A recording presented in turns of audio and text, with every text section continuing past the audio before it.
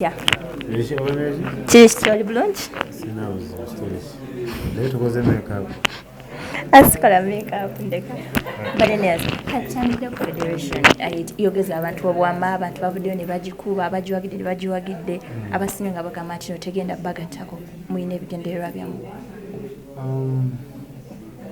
Simanyi lwaki oba olowooza something you don't even know about. Okay. You get me?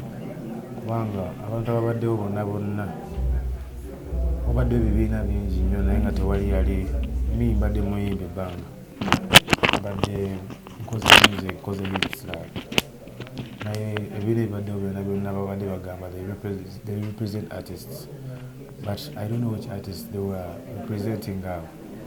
Tebantuukirako yadde I didn't know nothing about them. Ositegeera bingi ebibaddewo but kino ekiriwo womanyira mbu is a move oba mbu is real. Batuukiridde buli muyimbi omuto mukulu, you get me, all of them to let them know about this. You get me? Ate nabo ne baki welcoming. Simanyi walayo ku TV oba obudde bw'amawulire wamwali mutusanzeewo nga tulwana. No, never. Ositegeera biri byaliwo twalaba nga bayomba ositegeera, so that was a real ositegeera naye nze sibibeerangamu era nze okubeera wano okubibeeramu right now. I assure you that this is a move and it's gonna change a lot in the music industry. Era kyenjaba bagamba abayimbi abaddako ne buli muyimbi era ng'oli eyo ng'oli interested ng'oyagala to fight for your own kuba music wo, you come and join us. Okay. Yeah, man, but woyogera ku ebibiina ogambe toliko wali anyway muwuma tewalimu. Siji nawuliranga mpulire. Oba nogimanyi togimanyi? Ngimanyi naye nabirabanga ku TV nga ndaba abantu baliwo si bayimbi abamu sitegera like ndowooza kyali kya bunnoomu kyali kya kinoomu. It said abantu abazze mu association muli bammemba bawuma balina ne ID zammwe. Some of them, not me. Sibanko mu kibiina kyonna okujjako ekibiina Uganda. Okay. Abantu abavaayo ne bavulumirira ekibiina kino bagamba kino mwajja afuna ssente abayimbi bangi bakikuba muli bangi nnyo ababaddewo nga ababadde babikolera ebintu nga bazze kubanoonya ssente. Okay. Okitegeera abasinga kye babadde baagala naye era to fight for this to come here and fight njagala music wo nakolera ssente. Ositegeera sala kubeera nga ndipendinga ku stage yokka ne bakusanga nga grenade okoze ennyimba n'ennyimba naye ng'ovuga tuna n'emmotoka gy'ovuga oli ku booda. Ositegeera naye ng'ate ebulaaya omuyimbi ayimba oluyimba lumu n'abiva nako n'akulya ku music obulamu bwe bwonna. Ositegeera so kino kye tugezaawo okulwanirira. What's the main cause of this project here? What's the main cause here federation? Twali fighting for copyright. True. Era kye tuli mu kulwanirira twagala copyright omuntu aganyule mu luyimba lwe muntu oyo ze ogula oluyimba lwe miliyoni 2 ozifune omuntu nga todipendinze ku stage kati kubamu akafaananyi abawala agenda natuka ekiseera nga alina okuzaala. Ositegeera nayimba atya n'olubuto olwo. Ositegeera ate otulebaka nga music waakola yayo. Ositegeera tulabeka nti bafunye message za EPRS 13 did you get any? Sinafuna anything kali bye tulwanirira nenga gwali zisana because twabye batonga Spice Dan afunye ba it was tekisaana but just kyakatandika. Ositegeera before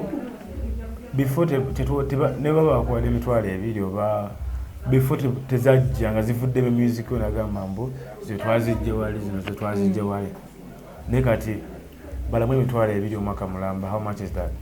Mitwalo ebiri mwaka mulamba tebanyingira. Yeah, so ate size zokka ekyo simanyi what was the reason of giving them that money. I don't know. Sikola mu no, it's not. It was. Ositegeera tekisaana kati bye tuli mu kulwanirira. Ositegeera twagala omuyimbi aganyule music wobeere ng'oli nga ne ku show. Ositegeera omuyimbi ajje ku show ng'ali mu Rolls Royce. You get me? Omuyimbi nga tulina zi private jet ngamba I'm having my dinner in Miami. Okay. Nga dakiika 2 because my music can make that money. Okay. Ositegeera. Yes, people are fighting for copyright whereby even omuntu principal yava yati nakiraba mu ndala ngalabanga mu bagenda fuuka aba beggars. You're not supposed to be like beggars. To be honest, we are not beggars. Wabula tulwanirira kyaffe. Ffe tetuli ba politician. Nsimanyi ebyo. Nsironda na kulonda. Sironda nganako. Music waffe tali mu politics. Music is music, politics is what? Politics. So ebintu byaffe tebiri political. Ositegeera omuntu asobola wagira omuntu gw'ayagala. Ositegeera ku side eno on this side eno gye tulimu eyaffe. Ositegeera eno yaffe tetuli wabula tukolagana buli muntu yenna gwe tulina okukolagana naye. Okay. Anga tumaliza, there's a lot of violence going on whereby now abantu bakwisamu kwa maaso previously 3 weeks back. Igwe.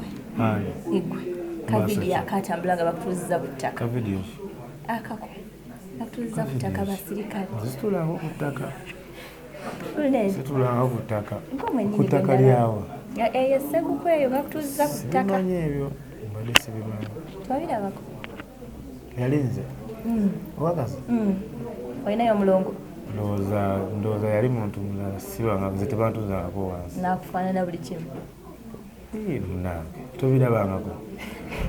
Onsanga ndi mulongo. Okay, 2023 nga tumaliriza. Gunedio genda kuba Lugogo, Freedom City. Abantu beetaga concert because you have good music. I'll let them know the time to change the management.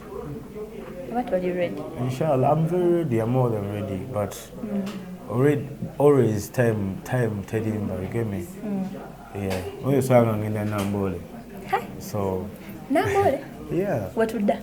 When you sang agenda ga. So time telling me. That's what you should know. Okay, your last message to the fans that love Bullnet. Maneba fans bange abampagido kuva day one. Njala kubebaza okumbereramu n'okunjagala ennyo n'okusupporting Uganda music. Kyembasaba kyokka, you guys be with us. Bwemanga mutwagala ebyaddala because we know you guys love us ate ffe tubasanyusa. So all we request from you guys is to support us. Temuwa nnyo bigambo by'abatabuzi by'omu mubiwulirize naye temubitwala serious because that's nonsense. Just be with us. Kulwa great future of ours. Ate n'abaana bammwe kuba tomanyi mwana wo kyagenda kuba. Ayinza oba nga ye muyimbi addako, so banaye mwe bali kutuwagira, mwe balina kuba balamu. May God bless you. Yes.